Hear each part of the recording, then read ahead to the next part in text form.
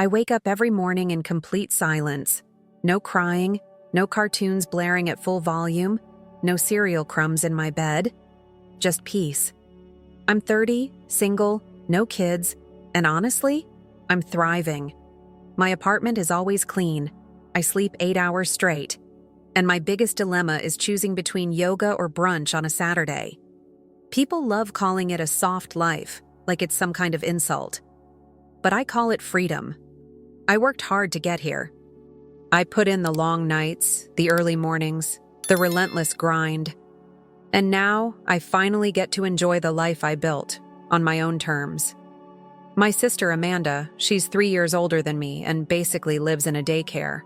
She's got 3 kids under 7, and every time we talk, she's either yelling at someone in the background or complaining about how she hasn't slept in 5 years. I get it. Motherhood's a lot. I respect it. But what I don't respect is how she treats me like I'm some kind of half-human because I didn't choose the same path. We've always been different. Amanda was the family-first golden child, married at 24, pregnant at 25, and never looked back.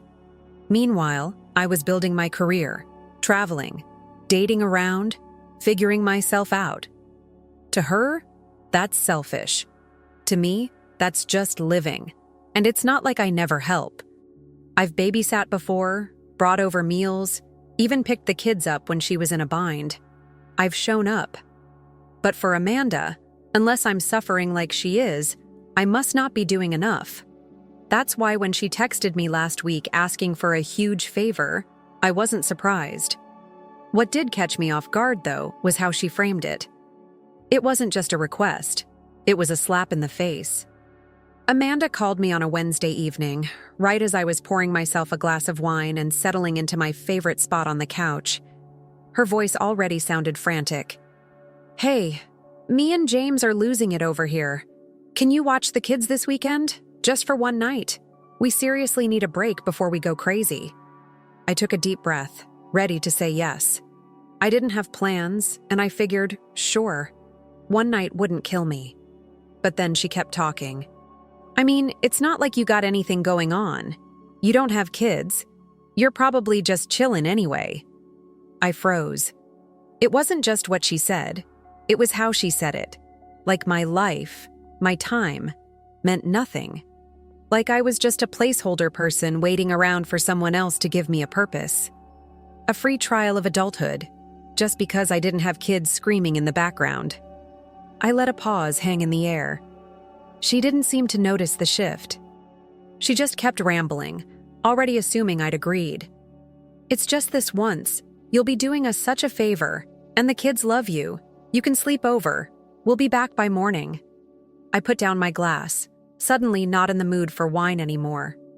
"Amanda," I said slowly. "I was literally about to say yes. But then you went and disrespected my whole lifestyle mid-request." She laughed like I was joking. "Oh my God, you're so sensitive. I was just saying you probably have free time." "Right," I said. "Free time doesn't mean free labor. If you think I'm just chillin', then you can find someone else to help you." The line went quiet. Then she snapped, "Wow, seriously? I'm drowning here and you can't help me for one night? What kind of sister are you?" "The kind that doesn't accept disrespect with a side of guilt trip," I said, and hung up. I sat there staring at my phone, already knowing this wasn't over. Amanda wasn't just going to let this slide. She was about to make it everyone's problem. By the next morning, my phone was buzzing like I'd started a war. Texts from our cousin Tanya, a missed call from our Aunt Lisa, and a voice message from our mom that was over 3 minutes long. Amanda had wasted no time flipping the script. According to her version, I abandoned her in a moment of desperation and refused to help just this once, while she and James were on the verge of a breakdown. I stared at my phone in disbelief. So we're just skipping over the part where she disrespected me mid-ask? Tanya's message was classic passive-aggressive. "Hey, I know things are tense, but she really needed you. Kids are hard, you know." Aunt Lisa just went straight guilt mode. "When your mother had 2 of you under 5, we helped each other. That's what family does." And then there was my mom. Her voice was tired, like she'd already picked her side before calling. I get that you feel hurt, but Amanda's overwhelmed. You know how much she's handling. It wouldn't have killed you to step in for the kids just this once. I wanted to scream. No one cared about why I said no. They just saw the surface. No husband, no kids, plenty of time. Therefore, I must be the selfish one. The luxury of boundaries didn't apply to someone like me. What really burned was how Amanda acted like I was punishing her, like I just woke up and chose violence. She completely ignored that I was about to say yes. She didn't mention the snide comment that started all this. It was easier to paint me as the ungrateful, heartless sister who wouldn't lift a finger to help. It wasn't about the babysitting. It was about the entitlement. The assumption that I owe her my time because my life looks quieter from the outside. I hadn't even told my side yet, and I was already the villain. And deep down, I knew this wasn't the first time Amanda had played that card. By Friday, the entire family group chat was a mess. Amanda had posted a vague but very pointed message. Some people have all the time in the world but no heart. I guess blood doesn't mean much when it's inconvenient. Reactions poured in, sad face emojis, praying for you comments. Even our Uncle Greg chimed in with, "Let us know if you need anything, Amanda. You've always been the strong one." The strong one? Give me a break. I didn't respond. Not because I didn't want to, but because I knew anything I said would be twisted. The second I defended myself, I'd look petty. So I stayed quiet. But that didn't mean I wasn't fuming. It wasn't just the betrayal. It was the erasure. My whole life was being boiled down to nothing going on. As if I don't have a demanding job, friendships to maintain, mental health to protect. As if sleep, solitude, and a clean apartment were luxuries I didn't earn. And what made it worse? No one asked what Amanda said to me. Everyone just assumed I was being difficult, that I was too proud to do a simple favor for my struggling sister. The guilt tripping was relentless. My mom called again. You know I raised you girls to be there for each other. It's not about what she said. It's about the kids. Right, the kids. Always the fallback excuse, as if they were some magical shield against accountability. Say anything you want, be as rude as possible, just end it with, "But it's for the kids," and suddenly you're untouchable. I started to feel like I was crazy, like I was the only one seeing how backwards this was. Amanda had crossed a line, and yet I was the one being shamed for drawing one.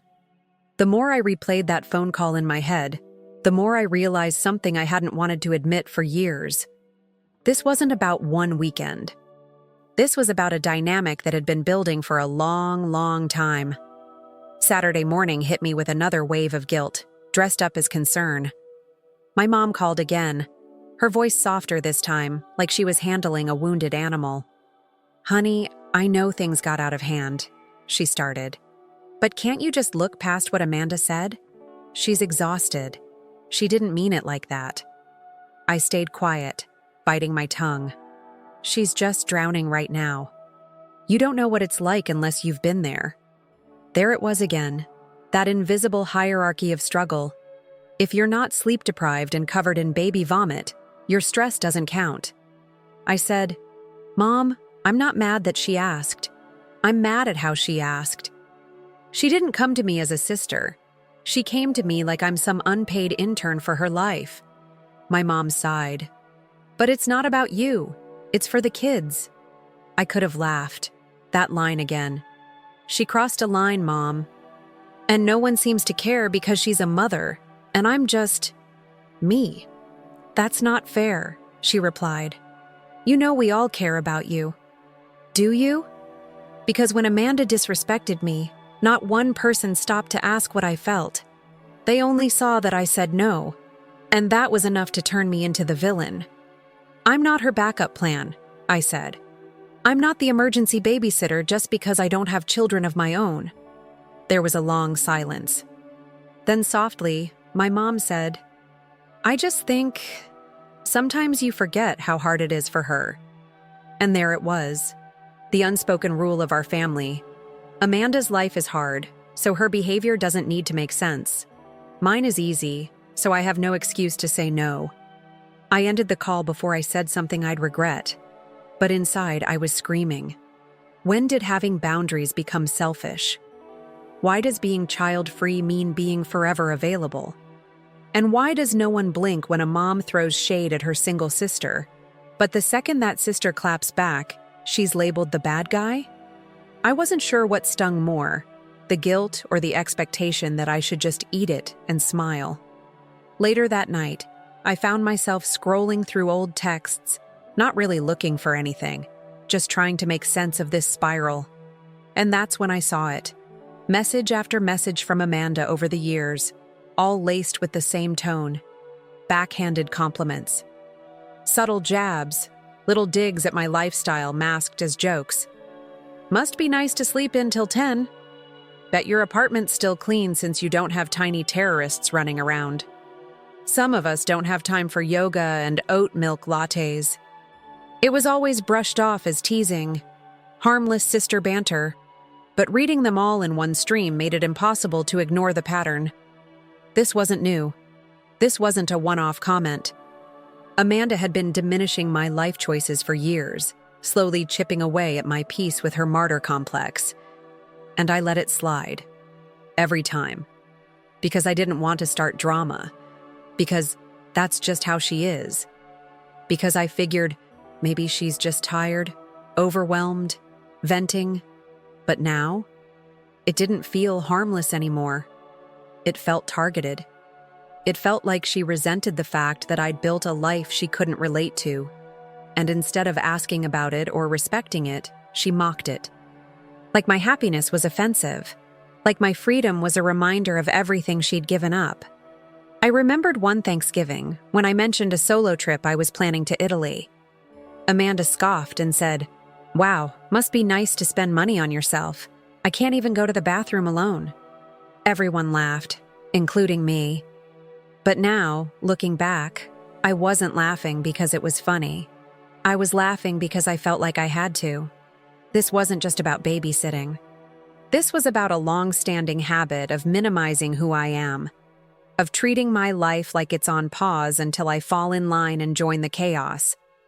And for the first time, I wasn't okay with that. I didn't want to play the accommodating sister anymore. Not if it meant pretending I was less, just to make her feel better. It hit me one morning while making coffee. This entire situation felt like emotional blackmail dressed up as sisterhood. Somewhere along the line, being a good sister stopped meaning mutual respect and started meaning complete self-sacrifice. But only for one of us. Amanda loved throwing around words like support and family when she needed something. But when I needed understanding, when I needed respect, she suddenly forgot what those words meant. I kept thinking about how quickly she turned on me. Not even 24 hours after our call, she had framed me to the entire family as some cold, self-absorbed spinster who didn't care about real problems. Not once did she say, "Hey, I disrespected her." No accountability, no self-reflection, just outrage that her favor didn't come with guaranteed approval. And the more I unpacked it, the more I saw it everywhere. Amanda wasn't alone. I've heard this same attitude from moms in my friend circles, at work, even online. Like once you become a mother, you unlock a special badge of suffering that puts you above criticism, and anyone who hasn't earned it doesn't get to speak. It's like there's this unspoken club, and unless you've sacrificed sleep, your body, your time, your identity, you don't get to complain. You don't get to be tired. You don't get to say no. And if you do, suddenly you're selfish. You're out of touch. You're not a real woman. It's not sisterhood. It's superiority wrapped in victimhood. I'm not saying motherhood isn't hard. I've never disrespected the work it takes. But respecting motherhood shouldn't come at the cost of erasing everyone else's struggle. Amanda wants to be seen. I get that. But so do I. And I'm done pretending that the only way to prove my loyalty is to disappear whenever she calls. That's not love. That's emotional servitude. If sisterhood means only one of us gets to be tired, gets to set boundaries, gets to be heard, then maybe what we had wasn't sisterhood at all. The guilt didn't just vanish. It sat with me like an echo, especially at night when things got quiet. I started second-guessing everything. Maybe I was too blunt. Maybe I should have just helped this once and dealt with the disrespect later. Maybe I overreacted. But then I'd hear Amanda's voice in my head, that smug little comment, "You're probably just chillin' anyway." And I'd feel the anger all over again. It wasn't what she asked. It was how little she thought of me while asking, like I was just furniture, like I existed solely to make her life easier. Still, part of me hated conflict. Always has. I was the peacekeeper growing up, the one who let things slide, kept the harmony, made the jokes to lighten the mood. And now I'd shattered that role. I was the one who said no, the one who stood up for herself. And suddenly, that made me the problem. That inner war was brutal. On one side, my brain told me I had every right to be upset. On the other, my heart kept whispering, "But it's your sister." I thought about calling her, just to talk, not to apologize, because honestly, I didn't feel sorry. But maybe to explain, to reset the tone. Then I pictured her picking up the phone, smug that I caved first. I pictured her not listening, just waiting for me to say the words that would let her off the hook. And I realized that conversation wouldn't fix anything. It would just reset the cycle. Amanda wasn't ready to hear me. Not really.